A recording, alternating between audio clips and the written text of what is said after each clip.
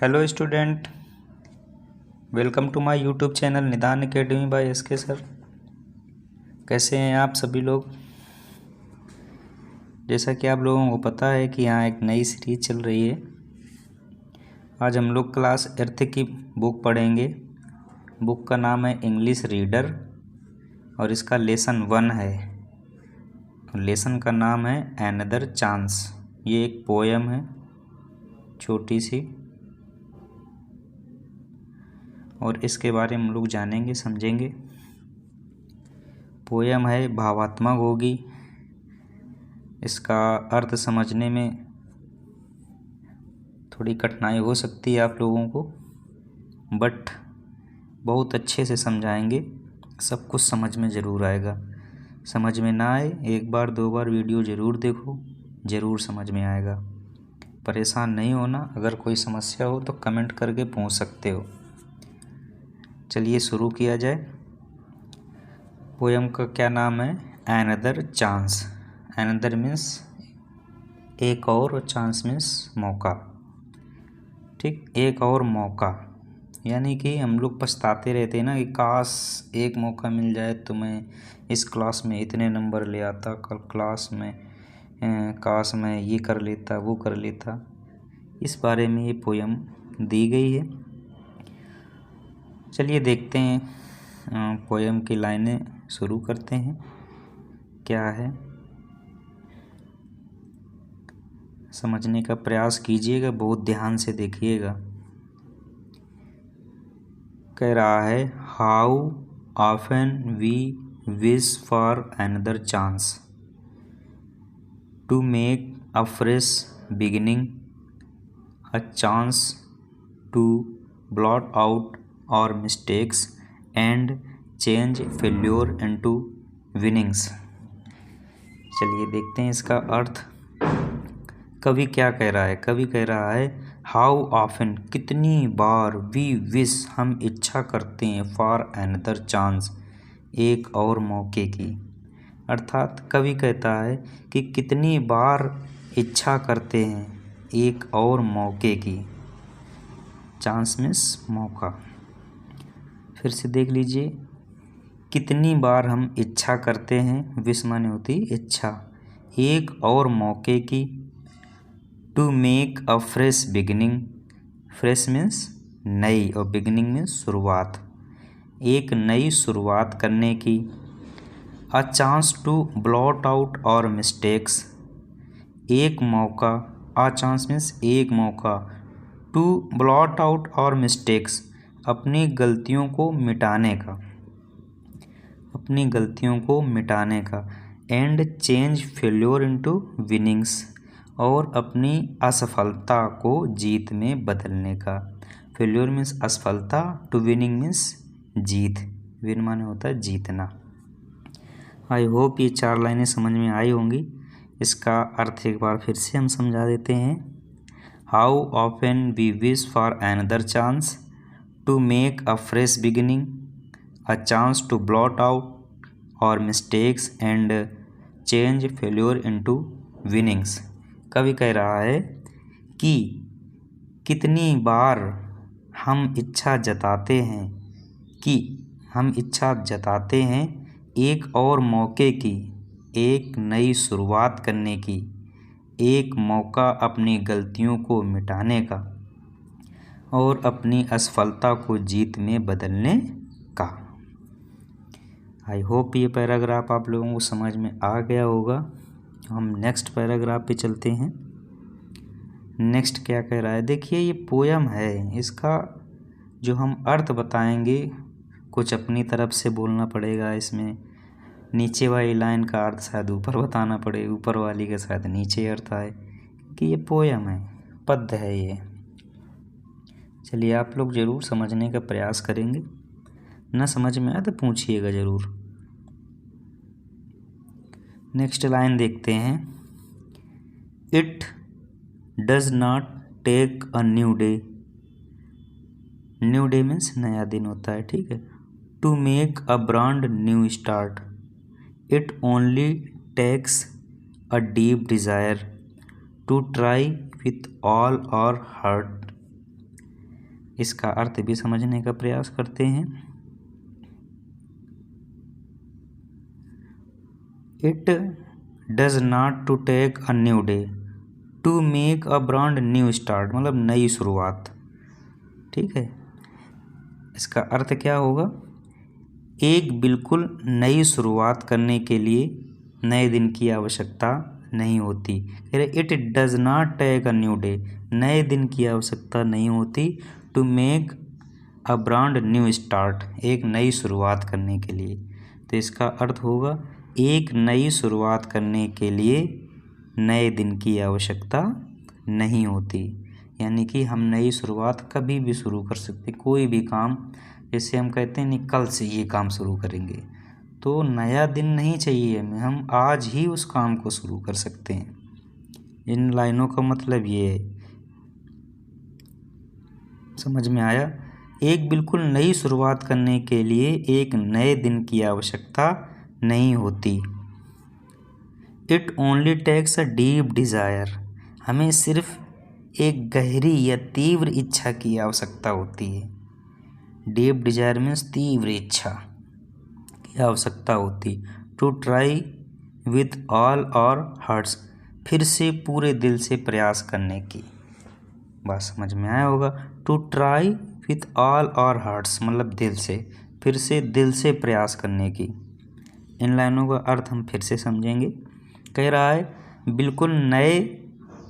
बिल्कुल नई शुरुआत करने के लिए एक नए दिन की आवश्यकता नहीं होती है, हमें सिर्फ एक गहरी तीव्र इच्छा की आवश्यकता है, फिर से पूरे दिल से प्रयास करने की आवश्यकता है। समझ में आ गया? चलिए अगली लाइन देखते हैं। 4 लाइनें 8 हो गई, 8 बची हैं। देखते हैं, समझते हैं क्या कह रहा है। To live a little better, थोड़ा सा बेहतर। And to always be forgiving, and to add a little sunshine to the world in which we are living. इसका अर्थ क्या होगा? To live a little better, हमें आवश्यकता है पहले से थोड़ा बेहतर जीने की। लिव मीन्स होता है जीवन या जीना। तो कवि कह रहा है हमें आवश्यकता है पहले से थोड़ा बेहतर जीने की। To live a little better, थोड़ा सा बेहतर। And to always be for given, और हमेशा क्षमाशील होने की। फॉर गिविंग होता है क्षमा करना, यानी कि किसी से कोई गलती हो जाए तो उसको क्षमा कर देना। तो हमें हमेशा क्षमाशील होने की। And to add a little sunshine, और थोड़ी सी सूर्य समान चमक लाने की। समझ में आ रहा है? और थोड़ी सी सूर्य के समान चमक लाने की। To the world in which we are living, जहाँ हम रहते हैं, जहाँ हम रहते हैं। यहाँ तक हो गया। कह रहा है the world in which we are living, जहाँ हम रहते हैं या जिस संसार में हम रहते हैं। फिर से इसको समझ लेते हैं एक बार। हमें आवश्यकता है पहले से थोड़ा बेहतर जीने की, हमेशा क्षमाशील होने की, और थोड़ी सी सूर्य समान चमक लाने की इस दुनिया में जहाँ हम रह रहे हैं। गुड। आगे देखते हैं, लास्ट पैराग्राफ है, इसको भी अच्छे से समझ लेते हैं और ये पोयम हमारी समाप्त हो जाएगी। कह रहा सो, इसलिए, never give up in despair. कह रहा है इसलिए पूर्ण निराशा में भी कभी हिम्मत ना हारो। कह रहा है कभी हिम्मत ना हारो। And think you are through, for there's always a tomorrow and the hope of starting a new. Start में होता है प्रारंभ करना, अ न्यू मीन्स नया, होप मीन्स इच्छा, होप मीन्स आशा होती है, सॉरी, इच्छा आशा वो दोनों एक ही बात होते हैं। इसको भी समझते हैं। So never give up in desire, इसलिए पूर्ण निराशा में भी कभी हिम्मत ना हारो। एंड थिंक, और सोचो, यू आर थ्रो, और सोचो कि तुम निराशा से निकल चुके हो। थ्रो का मतलब होता है बाहर निकलना या अलग हो जाना किसी चीज़ से, ठीक। सोचो कि तुम निराशा से बाहर निकल चुके हो। For there's always a tomorrow and the hope of starting a new, हमेशा एक नया कल होता है और आशा होती है फिर से नई शुरुआत होती है। इसका अर्थ ये हुआ आपका। इसका अर्थ आप लोगों को ज़रूर समझ में आया होगा, ना आया हो तो एक बार और पढ़िएगा कि ये पोयम है, लाइन टू लाइन इसका अर्थ नहीं हो सकता। ये भावात्मक चीज़ें हैं, भाव से जुड़ी रहती हैं, तो कुछ एडिशनल होता है अर्थ इसका। आई होप आप लोगों को समझ में आया होगा। आप लोग प्रयास कीजिए समझने का। अब इसकी हम एक्सरसाइज भी कर लेंगे साथ में। चलिए देखिए, एक्सरसाइज भी साथ में हम लोग कर लेते हैं। क्वेश्चन नंबर 1 में कह रहा है आंसर द फॉलोइंग क्वेश्चन, यानी कि निम्नलिखित प्रश्नों के उत्तर दीजिए। पहला प्रश्न कह रहा है why do we wish for another chance, ठीक है। इसका आंसर क्या होगा? To correct our mistakes in order to make new beginning, यानी कि अपनी गलतियों को सुधारना, नई शुरुआत करना। We wish for another chance, इसका आंसर ऐसे भी लिख सकते हो, we wish for another chance because we want to correct our mistake in order to make a new beginning. इसका आंसर ये भी बना सकते हो आप लोग। फिर से सुन लीजिएगा, इसका आंसर एक बार और रिपीट कर देते हैं। आप वीडियो पॉज करके ये आंसर भी नोट कर सकते हो। इसमें लिख सकते हो, यहाँ से इतना हम उठा लेंगे, we wish for another chance because we want to correct our mistakes in order to make a new beginning. यहाँ तक आपका आंसर हो जाएगा। चलिए नेक्स्ट क्वेश्चन पे चलते हैं। What does it take to make a brand new start, इसका आंसर देख लीजिए क्या होगा। We need to have a strong desire to try once again with all our hearts to make a new brand. ये last वाली लाइनें हैं। Next question देख लेते हैं हम लोग, question number C. Question number C देख लीजिएगा, पूछ रहा है why should we never give up despair.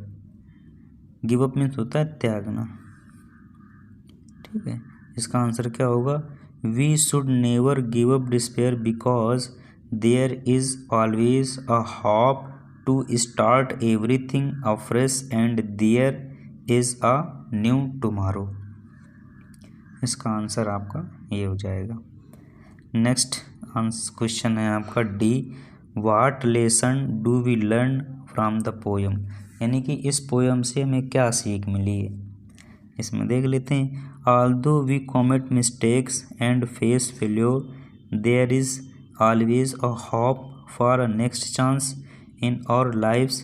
We must have a strong desire to try and make our life and our world better.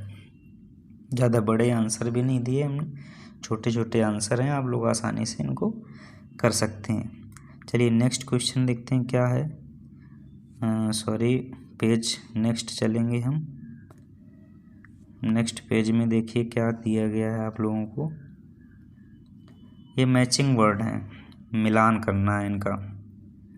Poem की लाइनें हैं, ये तो आप लोग कर सकते हो, मिलान करना है, मिला लीजिए भाई।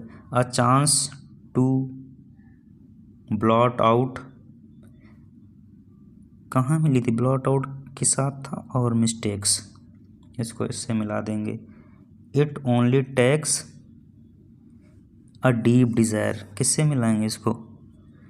डीप डिज़ायर से। ठीक, ये मिल गया आपका। To add a little, to add a little, क्या थोड़ा सा लिटिल ऐड करना था। इन डिस्पेयर, ये सॉरी यहाँ पर आप लोग आर कर लेंगे। ठीक, DIS, ये स्पेलिंग ही मिस्टेक है, हम बोले दे रहे हैं DESPAIR होगा। ठीक है, इसको सही कर लीजिएगा आप लोग, टाइपिंग मिस्टेक है।